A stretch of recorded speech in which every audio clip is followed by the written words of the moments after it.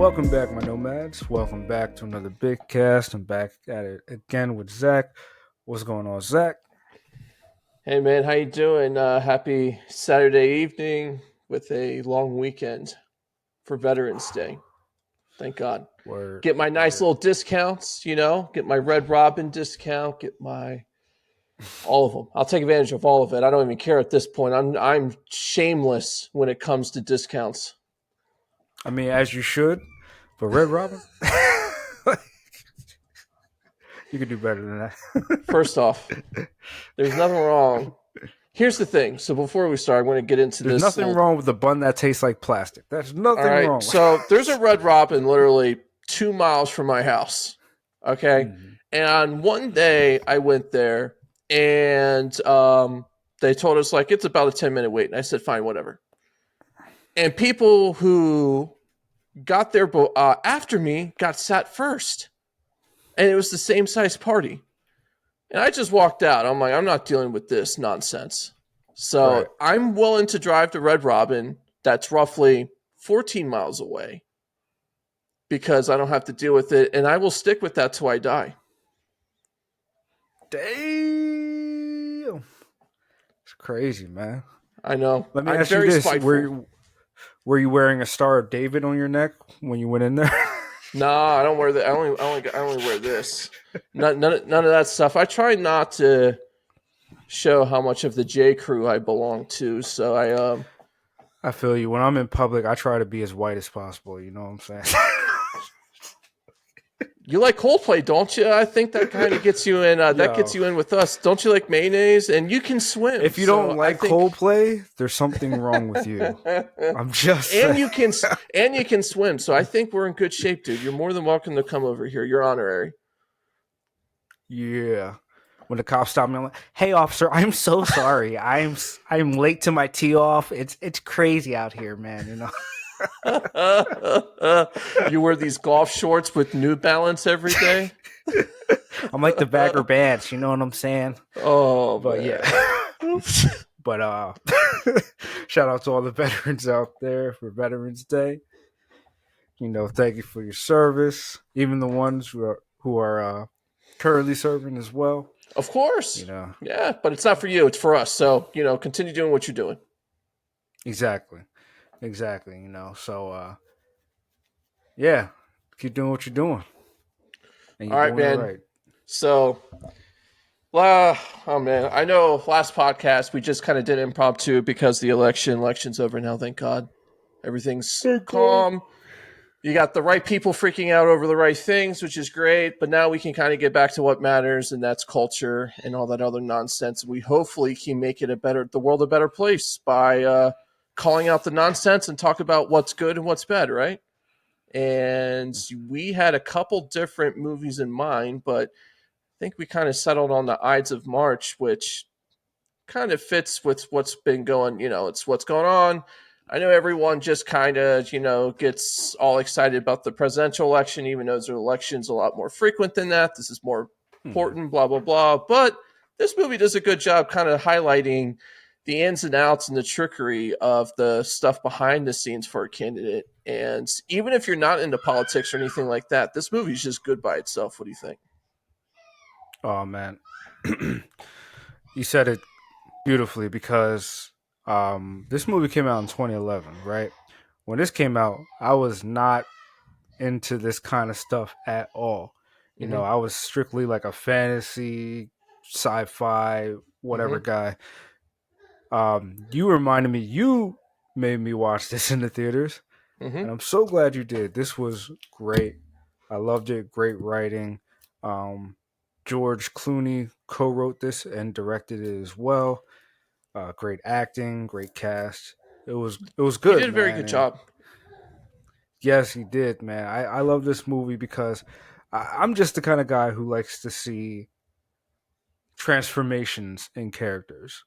You know, and this movie is about the transformation of Steven, played by Ryan Gosling. I just like to Mm. see that what changes a person from A to B. You know, maybe that's why I like the Dark Tower series and, you know, Roland of Gilead. You know, that's what Stephen King in his foreword for the first book talked about why he wrote that series after watching Lord of the Rings or reading Lord of the Rings. I forgot, but yeah, like I just like to see what changes a man, and you see it in this movie, like how they break him. This idealistic guy who's great at his job, who believes in like the democracy done the right way, and they Huh. just break this guy. and they just it, they just and he break him. turns pragmatic, lack of a better term, very quickly, right? Because, like you said, he thinks this guy is the savior for politics. He believes in his message. He believes in the person, which is the most fundamental, important piece of this entire thing. Is that this guy's different. Come to find Hmm. out, this veil of what he thinks about this guy is completely different because, well, he gets an intern pregnant. So, Yeah, bro. And the way it goes down is just crazy, man. it's Like very how so he here's the finds out. thing. I like something that's simple. This is a very simple, it's a very you can guess and predictive in terms of what happens next and all that, but it doesn't matter because it's just so well executed on everything. Where it's like, all right, campaign manager, right? He's very good, he's young, he's sought after, and then his mentor, who's probably one of the best in the business, is more of this crusty old like veteran in the business, and you can tell he is just kind of phased out with anything at this point, right? And come to Hmm. find out, he does some things, and then he's pretty much getting fired. And then luck has it that one of the interns that he's close to happens to be having an affair with George Clooney, who is the Democratic nominee running for president. And in order for him to actually become the nominee and run this whole thing, he's got to figure out how does he keep this to himself and keep it quiet. But twists and turns happens. Intern kills herself, turns into this whole thing, and then he pretends that he has suicide notes and all this stuff, stating that he has this bombshell thing that she was pregnant, that she's pregnant and all this stuff, right? So it's like it's very interesting, like you said, transformative thing where this guy is so idealistic. He seems new, even though he's not, but because he's Hmm. naive, he thinks he buys into it, and then literally overnight he has to make a choice of his survival to blackmail this guy. Oh yeah, it is literally overnight, and I'm so glad that you brought up how it simply tells the story. And because I saw some of the criticisms for this was that, oh, it's predictable, it tries to be smarter than it actually is. And I'm like, you know what, I'm so sick of the quote unquote Nolan effect. Like after Oh, Nolan became so big, every studio and every movie tried to do a big twist, and you either people there's no aren't in like between, that. you either do it or you don't. And it's like People aren't like I'm that. kind of tired of it. Yeah, Me- it's we're like simple Jeff Winger creatures. said in Community. He said the truth is actually simple. They're like, that's it. Well, yeah, the truth is simple. People are this or people are that. How often does politicians get in trouble for banging the intern or whatever it is? Like, how many things happen, right? So it's a simple thing because it's believable and it happens. And it probably, even the ones that doesn't come out, it happens a ton, obviously. And this is just human nature. Guys are simps, guys in power, they take advantage, they act like an idiot, and this is what happens.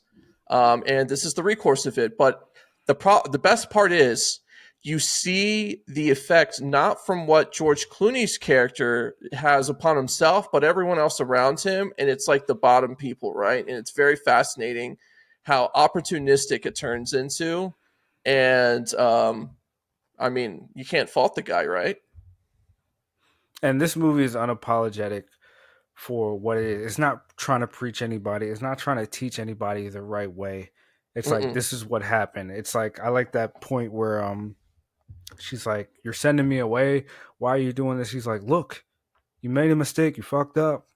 This is the big leagues. You gotta go." And Like, he and literally then said that word for word. in the next scene or the next two scenes, what's his name? Philip Seymour Hoffman says it to him. Look, you made a mistake. You made a choice. You fucked up.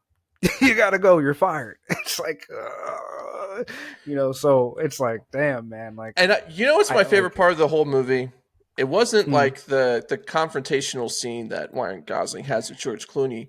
It was the scene with him and Philip Seymour Hoffman after the funeral about, he was like, I would love to know Yeah. what you had on him to take my spot. And then he starts talking about lobbying and all this. And it's like, he's not even upset. He is not No. shocked. He's not anything. He's like, okay, if you want to go Yeah. down what I've been doing the last 20 years, well, I'll go make $1 million on K Street.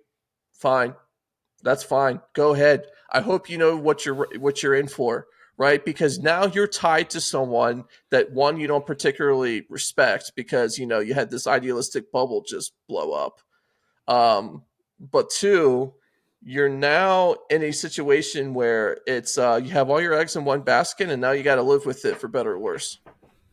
Yeah, and I think, like you said, I think Phil Seymour Paul, that's his name in the movie, I think, and he's just matter of fact about it because he's like, hey, there's only a few ways you get out of this game, and at least I still got my head intact. I'm not smeared. I'm not penniless. I'm gonna make like $1 million a year at this consultant firm. So it is what it is. And It's then like the he's looking at mob. him like, Like, "You're do the you new ever really me," get and out? exactly. And he's like, "You're the new me, and this is gonna happen to you. The same way you kicked me out, another young cat's gonna do the same to you." So he's just like, "Oh, well, Right. I mean, this just makes me show like I've never really been interested in running for public office, nor am I ever. And movies like this oh, just do a really good job. you froze for a second." Just reminding me that I'm not going to do this ever. I'm not, because here's the thing: they're going to pull something up. You've known me a long time, right? And we've done a lot of stupid stuff, and I'm like, great. This is what I got to explain myself for, or figure out how to come across it. I'm like, I'm not going to do that. All right, I'd rather keep my skeletons locked tight where I can control it, and no one needs to know. And I don't have this desire to be this sanctimonious like pillar of like hope, and everyone puts me in this cult type of thing. So this movie does a good reminds me, like I said, I'm not interested in this. This stabbing each other in the back seems to be a normal thing, and they preach loyalty, right? Like Philip Seymour Hoffman's character said, like loyalty is like, but how can you be loyal in this field? It's almost impossible. Yep. Yep. I mean, it's almost like the rule of two with the Sith, like those guys get in the positions that they are because their underlings just backstab them, and it's just a vicious cycle. Yeah, I got to this position because I got rid of the guy in front of me, but yeah, it's crazy, man, because the way they do this guy, like you were saying, you want to keep skeletons in a closet. What's even worse, this movie proved what's worse, but in a smaller way and not a visceral way. Like Steven didn't really have anything on him. So what did they do? They made him toxic. They made him to the point that no one wanted to touch this guy. No one would hire him. No one would talk to him, not even the reporter he's been friends with for years. They made this guy toxic. So overnight he had to become what he became. But like that's a real thing in this field, I'm sure, where it's like, hey, if we don't have any skeletons, we're going to find some skeletons or we're going to make some skeletons for you. And if we can't make skeletons for you, we're going to make you toxic somehow. everyone's got them. Yeah, to where you can't feed your kids or whatever. Right, it's No crazy, man. thanks. I'm like, I don't need it. All right. I already know what I've done. It's exactly. okay. And I got to live with that guilt of all the stuff I've done. Just like Yeah, anything but else. I don't know what's worse because I feel like if you do have skeletons, if they're Mm. not so bad, you can just come up front and be like, yeah, I did this, I did that, bang. What are you going to say? The Eminem effect of, 8 Mile effect. But if you don't Mm. have any skeletons and they make you toxic, how do you come back from that? Like Yeah. Well, you have hey, no choice but to go deeper like Steven did. He had to go deeper in the shit so he could come out on top. He had no choice. He was about to unless you're be on the Donald Trump streets. who finds a way to get around it no matter what, which is just so fascinating to me. But I don't have that ability to do that. And no one else does either, clearly. That's the thing about it. Like it doesn't Um, matter who you are, but white, black, Hispanic, besides that, whatever. I No one one thing can I do like about this understand movie too Donald is Trump. that guess There's a what? It's reason not why he's very called long. Steflon Don. All right. There's no matter what he does, no matter what he says, he always comes out on top. And Yeah. he always comes out unscathed for the most part. So we can't he's like an enigma. No one knows No, how that's this why. Yeah, guy. exactly. That's why it's the greatest comeback of what he did. Right? Like that's never going to happen Mhm. again. So this guy's an outlier. This is not a normal thing, and we witnessed an outlier. Um, but no, I don't know if So what? Yeah, what I was saying about this movie, I know how much you love long movies. This ain't long. Nah, man, I used to love long movies. So this is perfect. You know what I'm saying? It's a nice like hour 40 minutes. We don't have time. There's no way. I sit down unless I'm doing it at work, where unless my son's not moving around like an orangutan. I have no way to do that because he just likes to get into stuff, and I now he's at a point where he's moving like Spider-Man in the ducks, even though he's got like a weird crawl where he drags his one leg like Igor. He's quick. I don't have time to sit and do a 3 hour movie anymore. My Um, daughter used to do the same thing. Just scooting with that one like I'm like, yo, how are you so fast? this guy, man, like I'm impressed. But No, so I like it. I'm glad it's. And here's the thing: it put Ryan Gosling on the map that he can do good stuff. And I know this was during George Clooney's like kind of Mark Clayton, was it Michael Clayton or whatever it was, that movie he did as well where he directed and starred in. Haven't seen that. Wow, it's very I know good. that's a Tony Gilroy joint. This Mm-hmm. reminded me that I still have to watch Michael Clayton. Mm. It's still on my list. It's good. It's very well done. It's very simple, and Mhm. it's to the point. And like, look, you can enjoy it and still be simple. Like I said, we don't need to have these giant mind fucks that Christopher Nolan does, and we're like have to pretend we know what's going on so we can enjoy it. Like all of his movies. I feel like that's even starting to catch up with him. People are like, all right, man, pull it back. Calm down. The first few The fact times was that good, but now Inception it's makes like, the most sense out of all of his movies. Oppenheimer doesn't count because it's a biopic. Besides that, the fact that Inception makes the most sense out of any of his movies, it just shows that there's something clearly wrong with how he does stuff. And while we can enjoy it and we're appreciative of him, it's too much. Like, it's man. getting too much, right? And he's doing another one now with Tom Holland and Matt Damon and Anne Hathaway and Zendaya. I'm like, I really hope this is not like a Tenet because When I my saw God. that, I was like, uh oh. Uh And oh. Interstellar was good, but it was still like, really, like, do we have to really go down this whole path of, uh, anyway. There's still the debate of whether The Prestige, Interstellar, or Inception is peak Nolan.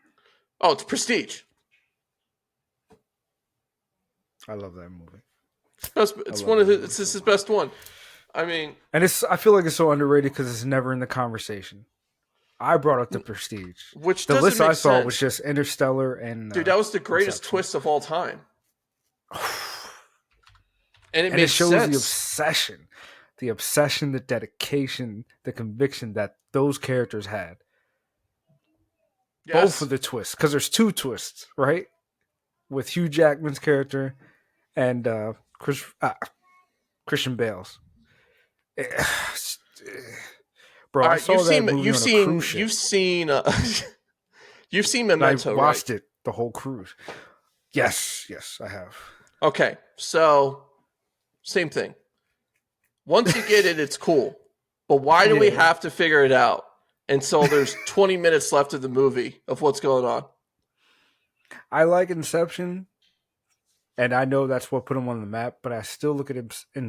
I mean, not Inception. I like Memento. It put him on the map, but I still look at it like, Well, that's his first thing. why? Memento is like his first real thing. Yeah, no, I'm like, but did you have to? Like the movie's in reverse, and it's great, but I'm like, did you have to? Why? I don't know. I'm just a guy who likes something. I like the art of simplicity. Like simplicity is a little more nuanced than people think, and I You know, think he overcomplicates things so he's much. got some brass where all these movies he's ever done's been difficult to understand, and his first one was like the most difficult to understand until you realize like, oh, Mm. it's in reverse. That takes You some think that's hard to stones. understand? Watch the YouTube video of him explaining how he does the timelines for his movies. That's the most convoluted bullshittery Well, Tenet is video. like the most, right? Like I still don't understand his idea of like whole time thing and the continuum and like how it works in physical real world, which is where it starts having issues. Because when you have something so spectacular as time distortion or time travel or anything to do with manipulation of time, there's theories obviously because none of it can actually be factual until we actually do it, and it just seems like it just gets mashed up with natural law, and there's no way for us to enjoy it because we don't understand.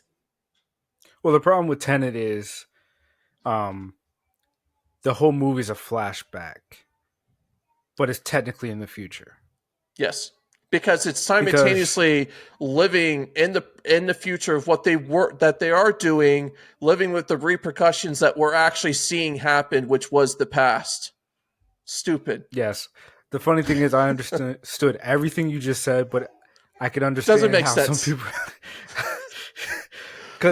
because spoiler alert, what happens through the movie already happened, and John David Washington's character, the protagonist, is the one that put it into play without the current But he timeline doesn't protagonist know that knowing. because he Yes, wasn't his current version of him did not do that yet. But he exactly. realizes that when At um the end.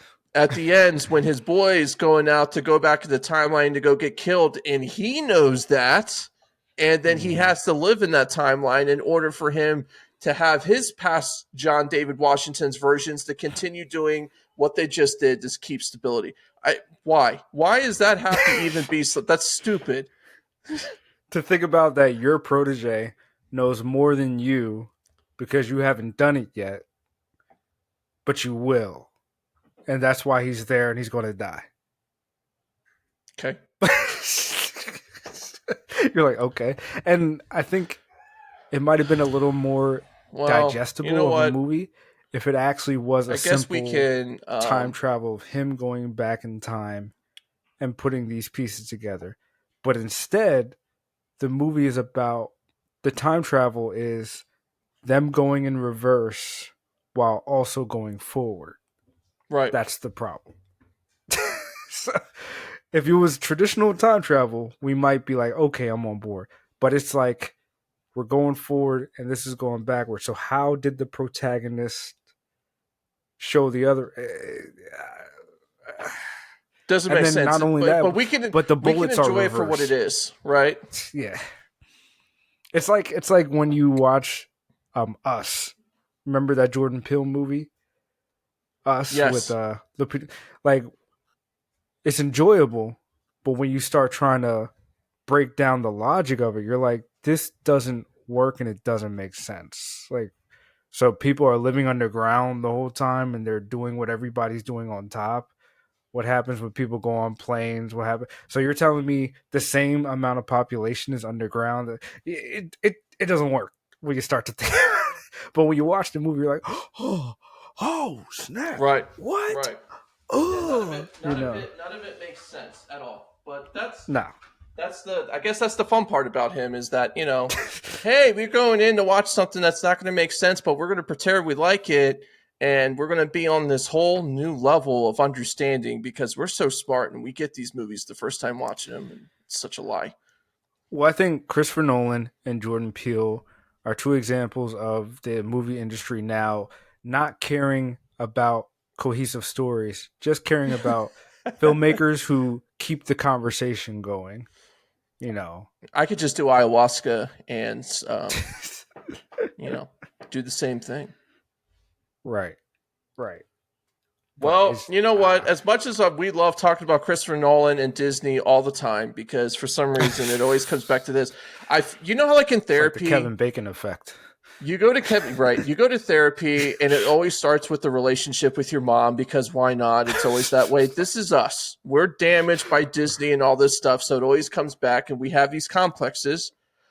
I mean, Exactly. regardless, I have complexes about my mom as well. But besides that, I have I have complexes about Disney, and I don't know what's worse. Thank you, Disney. And we're I don't know if you saw that Andor has a release date of April of next year, and I'm praying to the God that it doesn't get fucked. But I'm not. But however, we just just given what's been going on recently, and the election and all that, and mandate, maybe they're going to see this as an indictment that people don't want this nonsense. And I'm hoping that Disney's like, you know what? Maybe we don't have to have some random person who happens to be biracial and trans in here just for the sake of having it in there. And who knows? Can I just take a second to kill your optimism? Oh Um, God, did you I see don't want it. that? I saw this today. There was an announcement that the new trilogy, Star Wars trilogy, is in the works.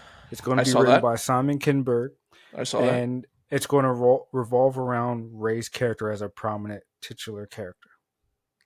So So instead of just one Rey movie, we're getting a Rey trilogy. remember that scene in Zero Dark 30 in the beginning when they're torturing that guy and they throw him Mm. in that bin and they put the Mm. loud metal music in? I want to be that guy right now. I'd rather be in some random ass 2008 torture dungeon than deal with that. It just it just astounds me because George Lucas sold Star Wars to Disney on one of the addendums being that they would use his scripts for 7, 8, and 9. And he was actually working on 7 and then decided to sell to Disney. But they didn't use the scripts. They locked them in the No, vault. because I'm sure it would be better than whatever this came out with. And here's the thing. They locked them in the vault so no one could ever use them or see them. So Andor, I guess it's ruined, is what you're saying. I don't have faith. I hope they'll be hands off like they were for the first season. But considering the fact that it didn't have good viewership, but it had the best ratings. So considering it had good ratings, they might try to touch it. And when I say they, I mean Kathleen Kennedy and her cronies. Gosh, Kathleen Kennedy. Oh, you know what I hope. I hope Kathleen Kennedy is named in the Epstein list so we could just get her out that way. Ooh, you don't say that, man. The Kennedys are gonna come find you. The Kenites, they're gonna come out and get you in the at night and put a hood over your face and put you in a white van and be like, he's done. That's fine. He won't be able to say anything bad about her again. That's okay. But I invite it. However, however, he's like, I'm however, strapped up. Come to well, me. I mean, I am. Did a lot of hazing in the military too, so it's nothing weird I haven't done. But no, for real though. This is the one last good thing we have with this whole It is. franchise, and it's ruins. I'm just going to assume it's ruins, and we're going to talk about another thing I've already given up on right after this, ironically. Mhm. And I don't want you hyping me up that it's not going to be ruined for the next 6, 7 months, whenever it comes out, 5 months, because Oh. I don't need my heart broken more than what's been in my adult life. You know I won't because I've given up on Disney. Period. Yes. I've given up. All right. Well, then I that's good. surrendered. We've both given up, and we can just pray to whichever version of God. Maybe it won't be. And another thing I've given up is Mass Effect 5. I've already written that off because it seems like EA now and BioWare just comes up with the most trash stuff ever known to man. And I think Veilguard's kind of shown that with the underperformance of the amount of money they spent. They're not going to even recoup half of what they spent on this, which is wild to me. Almost $300 million, by the way, on this game, and they're Bro. lucky they're going to get half of that back. Bro, I've been watching cutscenes I don't. of the Veilguard because I'm not gonna buy it. Do you I'm about want to me go to have a back and play stroke right Origins. here and just bleed out, and then you would have to take care of my kid? Like, I don't want to do that. Let's Taking not talk politics about. aside, It's nonsense. some of the worst dialogue and nonsense I've ever seen. Like, it's I'm some starting to of the feel. I'm worst. starting to feel a pulse in my neck. Is that normal? Because I'm like it's coming out like alien right now, and it's just going to like come through my nose and just spread everywhere. I I worry about the Writers Guild because I'm like, you did this strike, you got good contracts, you got good agreements, and a lot of the stuff that's blockbuster that's coming out, games and movies and shows, the writing is so bad, Hmm. and maybe it's because the people who are getting hired don't deserve that job. The good writers aren't getting hired, Well, they don't or want to be maybe it's part of it because they're because stonewalled. I mean, maybe it's because the corporations have mandates for certain things that can be said and how things should be written. But dear What things? Lord, Tell us. We're I we're an don't open know. forum. You're in a safe space with me. Tell me. I don't know, but some of this dialogue, it's like no one knows how to write a good romance scene anymore. No one knows how to just have good banter anymore. Like your companions are like dumb as hell. Like, Romance, huh? I have some really good romance ideas. bro, like it's bad, and I'm just like I'm worried about Mass Effect 5. I still have to finish 3. I'm going to finish 3 and I'm just going to play Andromeda because at least the dialogue will be better in that. The gameplay was kind of eh. Well, the story was kind of eh. Andromeda's gameplay is fun. Like, don't get me wrong, Yeah, that's real fun. it's good. It's just the story was kind But of eh, the and story was the yeah. world was kind of like barren. But dear Lord, I'm looking at Veilguard. I'm like, why? Like, dear Lord. So So it's just not a Veilguard, game this for is me. this is what Veilguard is, all right, guys. If you know anything, it's like Game of Thrones mixed with Rocky Horror Picture Show.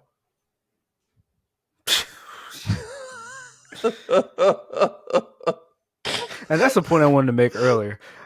I'm going to backtrack to when you was talking about how it's simple.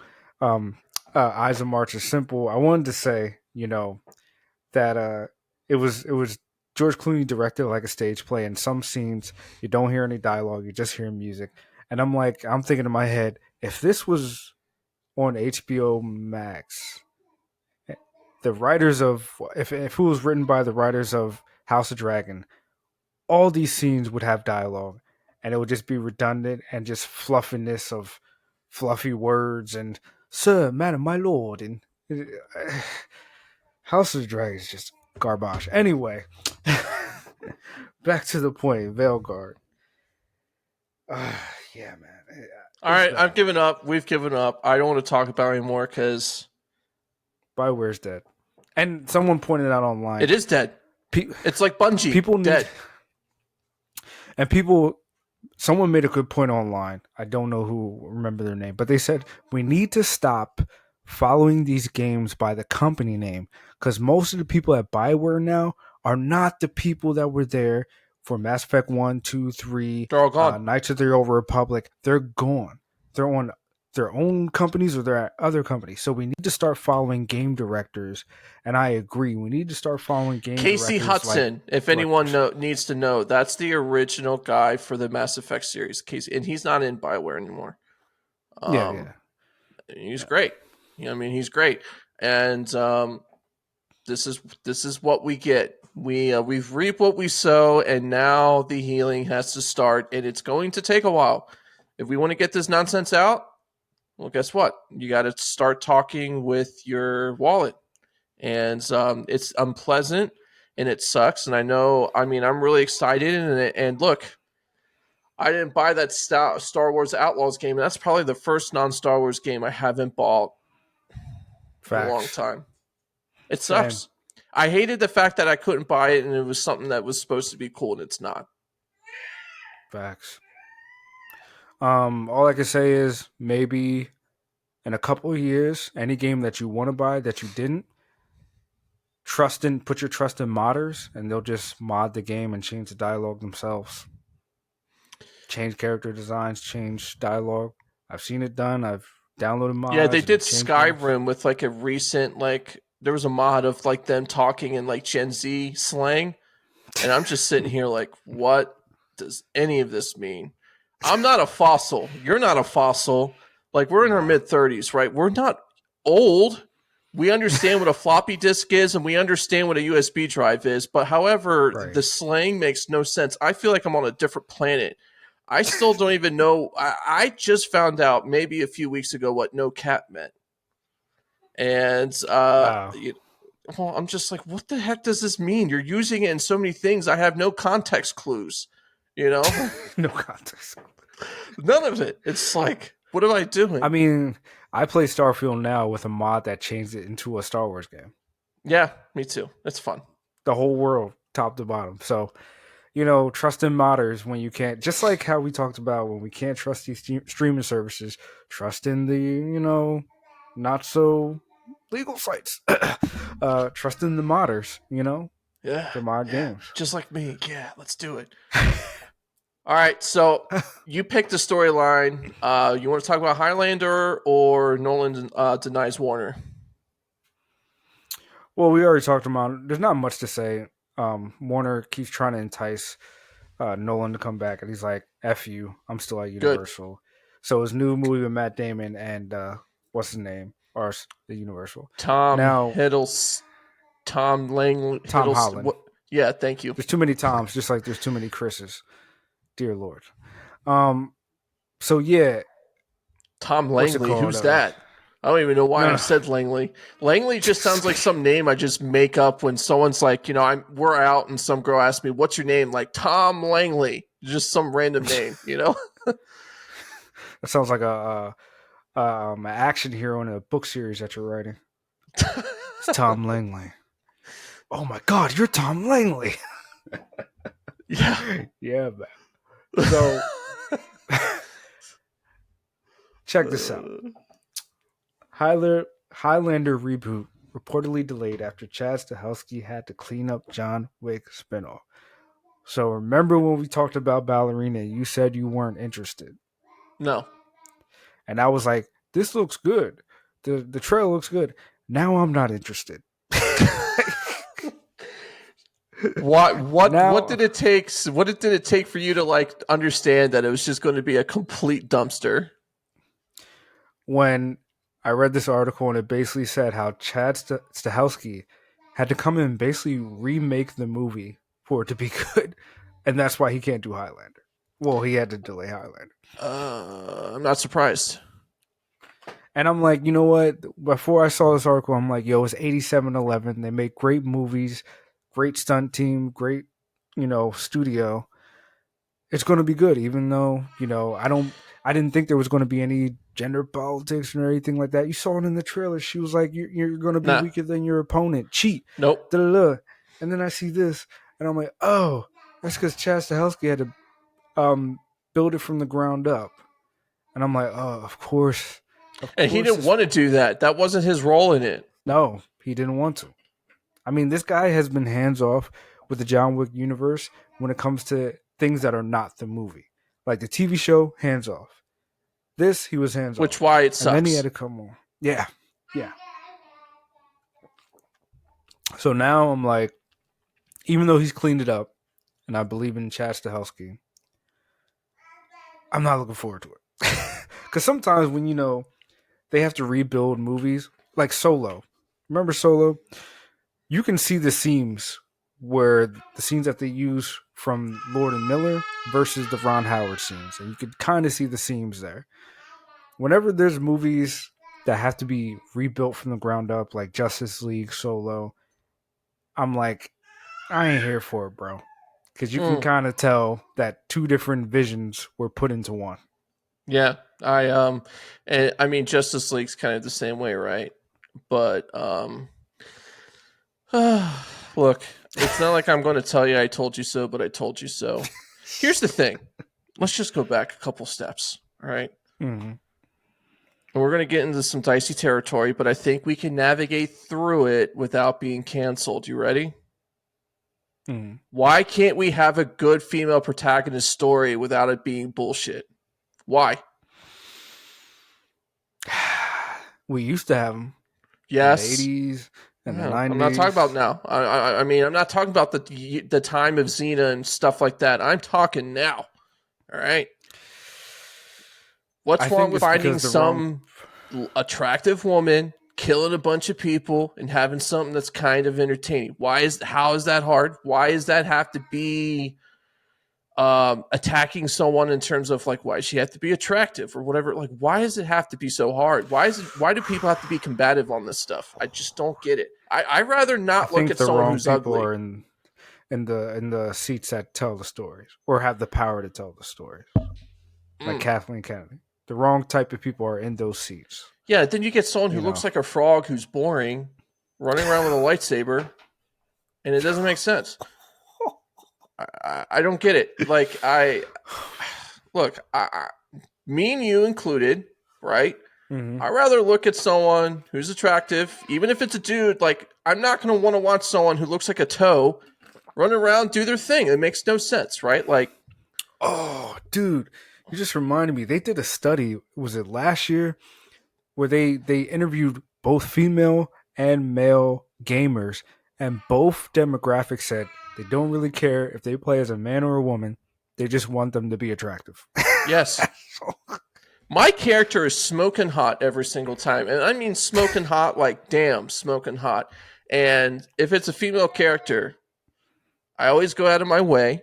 Just got it. Maybe once in a while I like to get spicy and have red hair, like whatever it is. And I'm a simple Spicy. man, Nigel. I don't know. Simple I'm pleasures.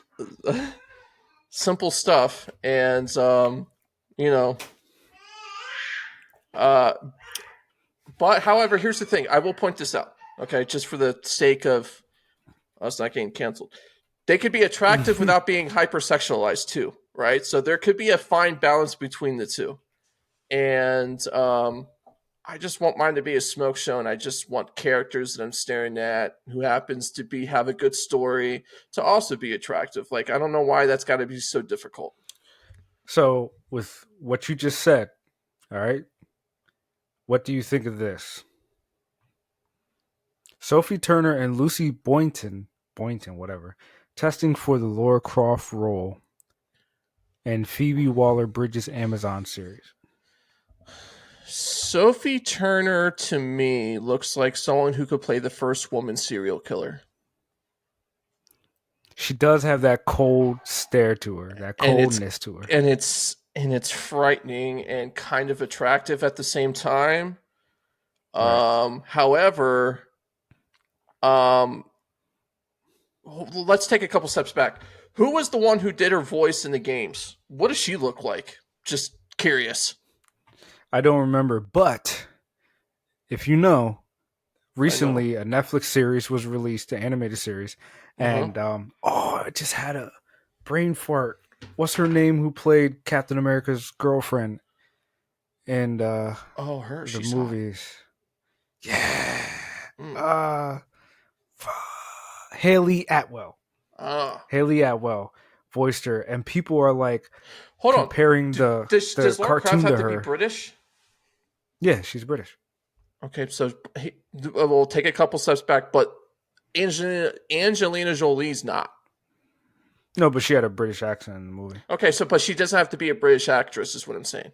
No, no, no, Okay, so you no. ready? You ready for my pick? Who? Haley Who you Steinfeld. got? You had a British I mean, I accent to her, guess. man. Like that's Josh Allen. Look, I'm just saying, Josh Allen. I mean, he makes a lot of money. He's a great quarterback for the Bills, but dang, man, good for you. Gina Carano. She's too like menacing. She's attractive. Don't get me wrong.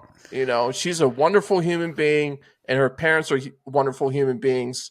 And I have the pleasant honor of knowing them personally. However, Hmm, she can look like she could rip my face off, and I that's don't know if true. that's something you want to do for this particular character, right? Because she goes around and shoots people and understands stuff and But reads Laura 15 Croft is languages. basically like the female James Bond. That Mm, was the original um, description that the developers tried to do when they first created the video game. She's supposed to be like James Bond and Indiana Jones put in together, but female form. Okay. All right. All And right. you can kind of see that. So she's like, she can go out in shorts and pistols, but she can also wear a black dress and be like, "I'm Laura Croft," you know. Da-da-da-da. So you can kind of see that. And if Gina Carano's like she's Diesel, so if she goes up in there, you're like, "Oh, that's the chick that's undercover. That's her right there. Yo, go arrest her, man. That put her in the back, question her. You know, Why like not? Didn't you just put Sydney Sweeney in there then? Because she's got an accent and has all that stuff. case closed. Either Haley Steinfeld or Haley Atwell. I mean, Haley Haley Atwell. Atwell could do it, but she's just a little older. Yeah, she She can looks get like it. Laura Croft. She looks like Laura Croft, See, but I this think they want guy someone agreed younger. with me. Just saying, anyone who's not got the video, that dude, that look. No, you're right. Now, here's the thing. Here's the issue that we have with all these game renditions. They suck every single time. So we could talk about eye candy all we want, Absolutely horrible. but the character and the look and the pizzazz and all that stuff is only a piece of the puzzle. If the writing and everything else sucks, then who cares what I'm staring at? You know why I don't believe in it? Two reasons. One, it's Sony, and Sony's video game adaptations have been garbage. Besides Last of Us, which was okay. Two, Phoebe Bridger is the showrunner. And if you haven't been following her, she does a lot of that new age, like gender identity politics stuff. I don't want it. So, and she's like the one chick that Disney keeps trying to make happen. And I'm just like, All right, you know what? I'm like going to do a weird Google search right now. Hold on, give me a second, and I'm not going to tell you what it is unless it brings up good. while you're doing that, I'm just going to add that she plays the chick opposite of Harrison Ford in the last Indiana Jones movie, where she basically becomes the new Indiana Jones. Who is this? Oh yeah. I'll just leave it at that. She was also the robot in Solo. You know, I'll just Okay, leave it at so that. if Kate Beckinsale was younger, she'd be a surefire Perfect. pick. Perfect. Or Rona She's Mitra. she is unbelievably attractive. Not to mention, she's like a literal genius in real life. Like, if you read up about her, it's like she's like a Okay, so does master's in she quantum have to be physics or white? something. Because if she doesn't have to be white, I got another good pick for you. Priyanka Chopra, Nick I think Jonas's she has wife. to be white. You think she I has to think be she white? has to But be white. dude, this chick, come on, man. Tell you Rona what, Mitra. Look at this. Rona Mitra. she looks Remember her cold in as the well. underworld? She looks like a Russian assassin. Remember her in that underworld movie? Oh, I remember. I was thinking about it too. I had her on my list. Yep. Perfect. Her or Um, Kate Beckinsale back in the day. You know, perfect. Kate Beckinsale's. So, I mean, here's the thing: if you wanted a more less like bombastic, attractive woman, but still pretty, Felicity Jones as well. Just to put out there. True. True. That's actually a really good. But if this woman could act, she would be perfect for it, and that would be Kelly Brook. But she can't. Who's Kelly Brook?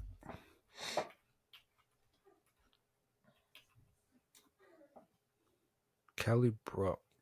What was she in? Okay, she looks the part, Mm-hmm. but I don't know who she is. She can't act.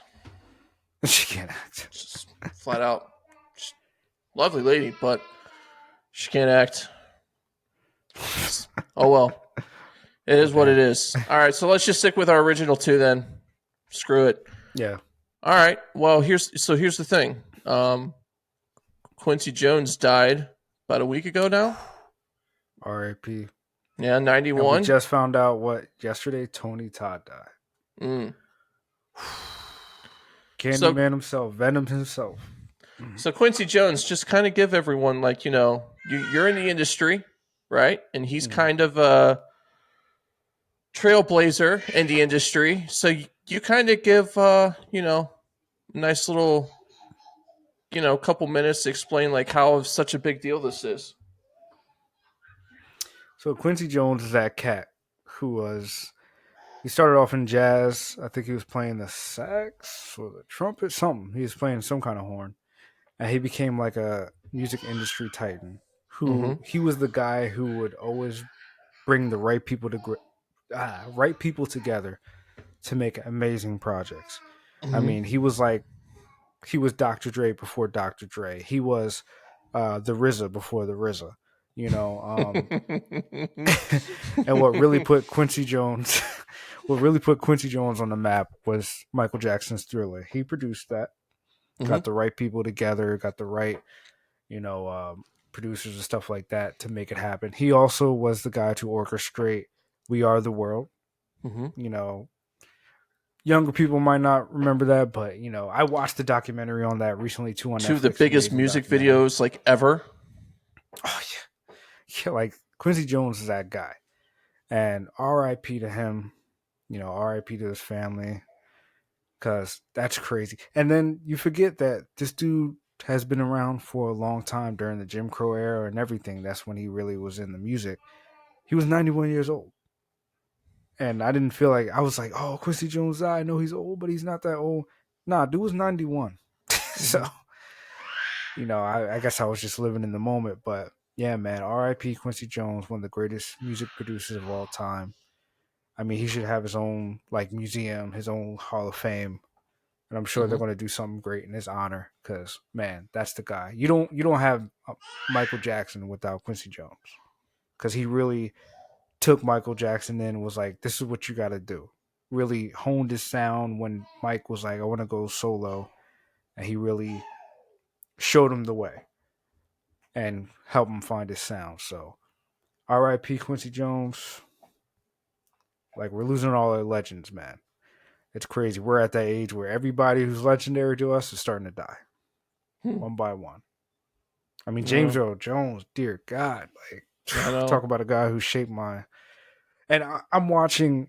I just watched the John Williams documentary, Mm-hmm. and beautiful documentary, and I'm just listening to this guy's like music, and I'm like, oh my, him and Steven Spielberg are like Brady and Belichick, are like, I don't know, Scottie Pippen and Michael Jordan, like just the synergy between those two guys Mm-hmm. shaped my childhood. And I'm just watching John Williams, and I didn't realize how old he was, and I'm just like, dang, he's gonna pass away soon too. Mm-hmm. Like, and I would love to see him live, you know. But yeah, man, dear God. That's And pretty if you good, don't know who man. John Williams is, check him out. Everyone Look him knows who up. John Williams is, dude. No, I like it. I mean, I wanted you to say something versus me because you being in the industry, I'm just some dude, So I'm not impacted in the same way because, like I said, he was a trailblazer and he was in an industry and already in a society where it was already tough just because he was black and he made it through, right? And he kind of went through this whole transition of paving a way for a lot of black artists and they don't have to deal with the same kind of thing as he did because he paved that pathway for him, and that's a testament to him, right? Yep. So And he would work with anybody, black, white. It didn't matter yeah, to him. If you were a good person and you had talent, he would work with you. I mean, if right. you were willing to work, man. So yeah, it's R.I.P. But All now right. Yeah. I got one last thing I want to talk to you about. All right. Have you been checking out the Penguin? No, it's on my list. I'm almost done catching up with stuff. It's on my list. I'm So going to get that done within the next 2 weeks, I promise. And when the I last do, episode premieres tomorrow. okay. Oh well, it's perfect. So I could just binge watch all of it. It's not a problem. I have to finish that. I have to. So I finished Pachinko. I'm almost done Bad Monkey. I gotta watch that Jennifer Gardner show that's on Apple that I'm halfway through right now, and I got What We Do in the Shadows and some other stuff, and then I'll watch The Penguin. Don't worry. So, But you already know, just working, being a parent, all that stuff. It's a lot of work, so I'm just like, whoa. But no, I hear nothing but great things about it, and I'm looking forward to seeing the limited series for sure. so I just got one thing to say, and this is not a spoiler. I find one problem with the Penguin. It's Okay. great and everything like that. I like it. Mm-hmm. It's great. I find one problem with it. Mm. It's too good. there's no, Oh, there's no Batman. And that's when I fine. say there's no, no, no. When I'm saying there's no Batman, when I'm saying there's no Batman at all, to the point that it doesn't make sense. Like this show happens directly after the movie, The Mm-hmm. Batman. Okay. And so this whole show, it's an 8 episode show. The last eighth episode is coming out tomorrow. Mm-hmm. So through all the 7 episodes, it's great, but Mm-hmm. there's not one mention of a guy dressed in black with pointy ears roaming around the city. He's not seen. Okay. He's not even mentioned. I'm okay with him not being in the show, Mm-hmm. but he's not even mentioned. Yeah. Like no one brings up It's like because probably this happens directly. it's probably purposeful. But this happens directly after the movie. I know. It's So I'm probably like, no one purposeful. talks about that dude in the suit from Mm-hmm. yesterday. Because maybe it's during a time when it's the second movie and he's like dead or something. Who knows? It's definitely purposeful though. And plus, here's the thing: how many times have we criticized movies for not being its own thing because it's too busy trying to bring in its meta universe stuff? And now it's not, and you're not happy with it because there's no Batman at all, which is fine. It's about him, right? It doesn't have to, tie in with anything else. It's just weird. Like we don't hear not even like some like in world stuff where like in the background of a scene is a newscast talking about the Batman capturing somebody or the Batman was sighted. There's no Mm-hmm. mention. There's nothing in the papers. Mm-hmm. It's almost like this happens in a separate universe, and maybe that's because I'm saying that because I'm just bogged down by Disney and the multiverse. That all I can see is multiverse bullshit. But Mm-hmm. there's no mention. Like, bro, I always joke how like behind the scenes I'm like, oh, such and such city that I work in is like Gotham City. Like, if I'm at work and I see one day a dude dressed in black with pointy ears just beating the shit out of somebody on the street, I'm gonna talk about it the next day at work. I'm gonna be like, yo, man, you see that dude dressed in black? Yo, he was he was in a SWAT. I'm gonna talk about it the day after that. Bro, they don't even mention the Batman, considering Yeah. they all had a run in with him. Yeah. It's kind of strange. I'm not saying he got to be in the show. There's no mention of Unless because you said the finales, maybe they save it for last. it. I mean, we'll see. That's why I wanted to say something to see if next week we come on here and there's egg on my face. But it's just I'm sure there will weird. be. And part of me, when you sat there and said this is purposeful, part of me is like, is this purposeful? Because at the last minute on the last episode, there's going to be a punch from off screen, and then you're just going to see Robert Pattinson like, you know who I am. I'm like, I mean, oh look, DC shit. wants to make this version of Batman canon Batman, by the way. It doesn't work though.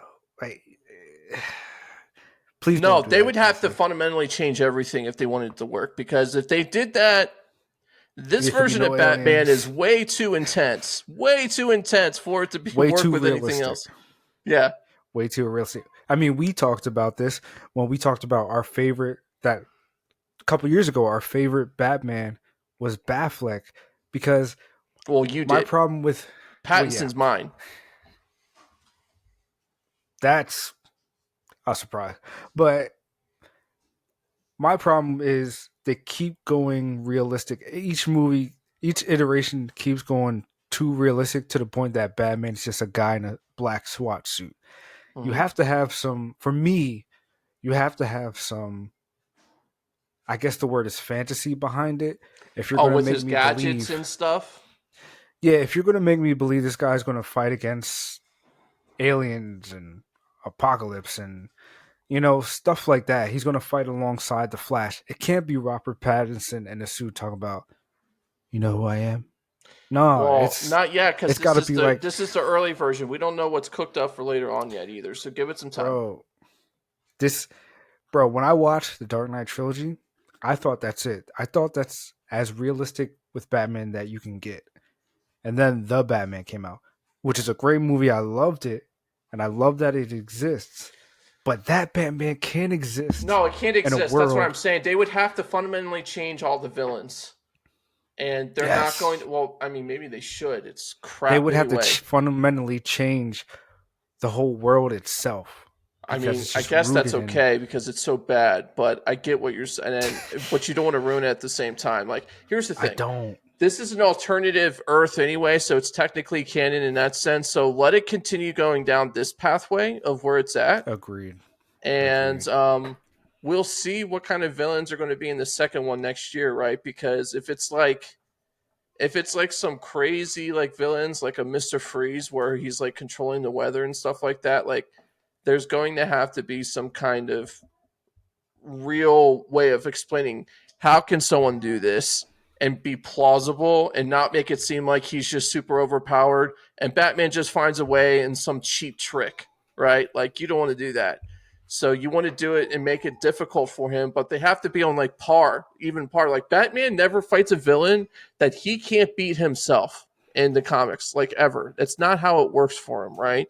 Even like Crocodile and stuff like that, like he has some way to get him, and usually it involves him outthinking everyone else and figuring out and showing how intelligent it is. He is.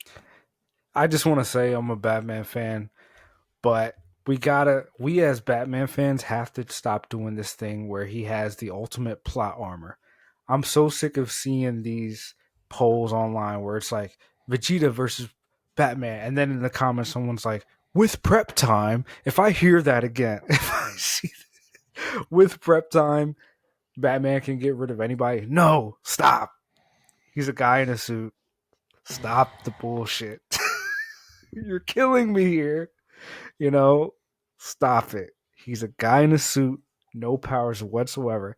Stop this bullshit of with prep time. No, no, no. Okay. I'm so sick of this. He can't beat anybody. Okay. He can't beat Apocalypse. With prep time, no. Apocalypse killed Superman numerous times. No, he can't beat him. Right. Stop. He, he can't beat Darkseid. Well, with prep time, shut the. No, he can't do it. So Stop quickly it. before we wrap up, I wanted to talk about this last one that you put in. Netflix fires game studio for AI. I really want to Oh talk about yeah. the AI aspect of all of it, and this is wild. Like this is the reality of things that we live in now, right? AI generated anything.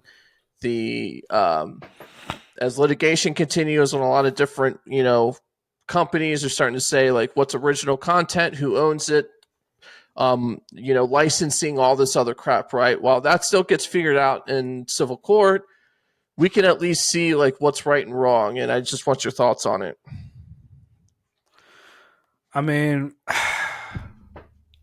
it, people have been asking me this for a while, like constantly because of what I do, Mm-hmm. and I just gotta say, I don't think it's the smart move because I mean, and first of all, it's very bad PR, very Mm-hmm. bad, because last time I checked, they didn't even release a game; they were working on something.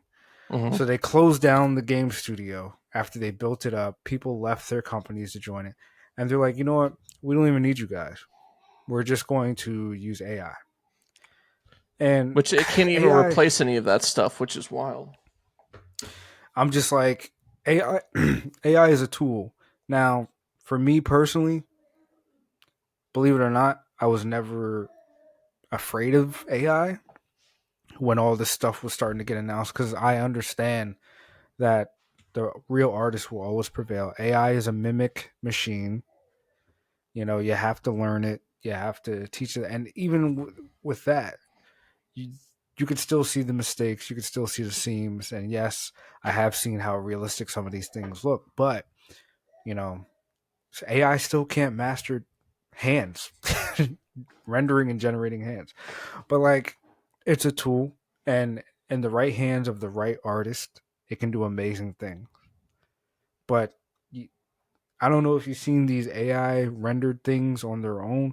You still need human hands to correct the problems, to correct the mouth.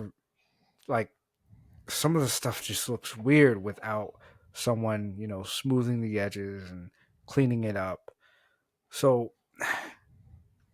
Netflix just does not look good. You know, I I don't know what to say. It's just you So hire a here's what bunch I of say about it, people because I and then work in fire this them. industry, right, about AI, and I see the limitations of what it can do. Now, it's extremely limited. The fact that they're even in a place to start replacing work like this is wild to me, and it's going to be really noticeable of the quality of stuff you're getting, right? Yep. And there's no way that this is going to be a permanent thing. There's just no way. Maybe 5 years, six, seven, eight, something like that, right? But we're a ways out from that. We are. So I, I don't see it changing. You know. not to mention, in that time frame that you're talking about, the laws might come into play because let's not forget, AI has to use actual art from actual artists to learn how to do some of the stuff it does, Hmm. and that's IP that's owned by actual people, and they're not getting paid, and they're not getting the recognition they deserve. It's basically thievery. So it's like if you wrote a song and then I took a picture of the song when you went to the bathroom. I just took a picture of your notepad and I was like, I learned how to write a song by looking at yours. I just turned some words around and changed some things. Instead of saying them, I said y'all or something. Bro, you stole. That's not original. Yeah, I know. So But we're still trying to figure out if it can do that, right? Like that's what all this stuff is about. That's what all this stuff is about. So we'll see what comes from it. Really, yeah, like man. we I don't know. mean, We don't know else what we're going to do. However, yeah, there's going to be a lot of creative people losing their jobs for this. Like truly, but I think we're gonna see it turn around full circle, right? Where it's like a lot of people, a lot of studios are gonna have to hire people back because you need human hands for this. But your reputation has been tarnished. So I it's agree. like, do you think people are gonna? It's kind of like with Warner Brothers, where Warner Brothers would keep hiring people to do movies and then gutting their projects, and then it's like people, or they would just shelve their projects, and people were like, "Hey, if you got a meeting with Warner Brothers about a project, don't take it. Don't take it." So, and I see that with Star Wars. I see that. I'm still surprised. Star Wars is finding writers and showrunners to keep doing their stuff.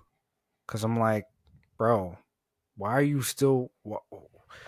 Who's accepting these jobs? Because they're just going to end up being canned. Like that announcement about the new trilogy for Star Wars and Simon Kinsberg is. I'm like, That's bro, stupid. that's not going to get made. It's not going to get made. Kathleen Kennedy is just going to make you walk away like everybody else. And that announcement about the new trilogy was like days after they announced that the writer for the Ray movie left. And I forgot his name is killing me. Was it Damon Lindelof or somebody? But yeah, like he left. And then they announced, "Oh, there's going to be a new trilogy and it's going to be centered around Ray." And I'm like, "Bro, stop. What are we doing? Have we learned nothing?" Apparently not. But like you said in the beginning of the pod, You got to speak with your wallets, and I do think 2024 has been the year of speak with your wallet because a Oh, it's ton of changed these everything. blockbuster, yeah, a ton of these blockbuster games and movies are not making money. But you know what Good. is? These foreign games, these foreign movies that ain't trying to preach to you. They just want to entertain you. They just want to tell you a story. And these little indie projects, whether they're movies and games, who just want to tell a story. They're not trying to preach to you. So, I mean, we'll see how it shapes up for 2025. My guess is we could have another year like this in 2025, but that'll be it if that's the case. Yeah, there's After no that, people are way. going to have to start making money. Yeah, I mean, there's no way. Plus, now I think there's because of just how culture and politics and all this stuff is now. Like, it shows. Like, it's clear as day. This is what people want. Like this is it's beyond just a dollar. Like you Yep. see it now, and you're going to have a lot more Numbers don't people lie. more freely to speak up on it now than ever before, too. Yep. All right, my nomads. Well, this has been the year of speak with your wallet. So, hey, you ain't got to agree with us, but put your money in the things that you do like. It's kind of like a vote. Cast your ballot with ticket sales and, box office. Mm-hmm. So, hope you learned something. Be creative. Peace.